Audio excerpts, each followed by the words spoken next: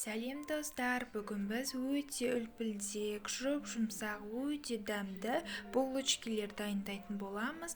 Видеоны соңына дейін көріңіздер. Ең алдымен ыдысымызға жылы сүтті, ашытқыны, сұйық майды, қантты, жұмыртқаның ақ уызын салып, жақсылап венчиктің көмегімен араластырып аламыз. Сосын үстіне еліктен өткізілген ұнды салып, сосын үстіне тұз салып, қолымызбен жұмсақ етіп қамыр илейміз.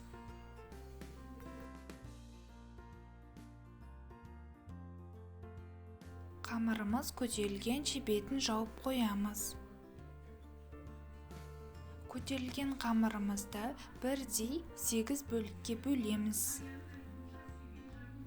Бөлінген бөліктердің әрқайсысын домалақ шариктап шығамыз.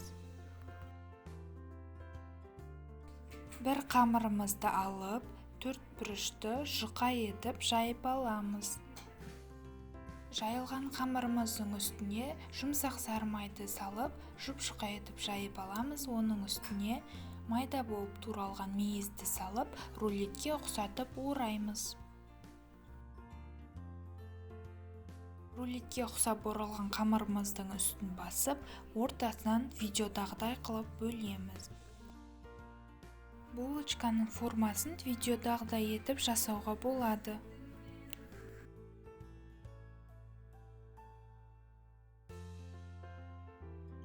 Дайын булочкаларымызды противеньге орналастырамыз.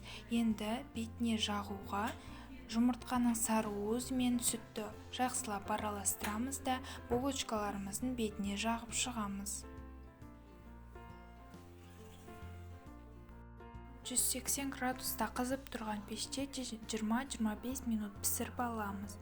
Піскен булочкаларымыздың үстіне ыстық су мен балды араластырып жағамыз.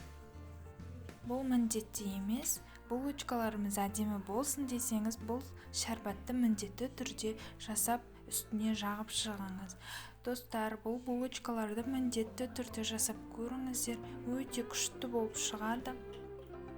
Сіздермен болған Раушан.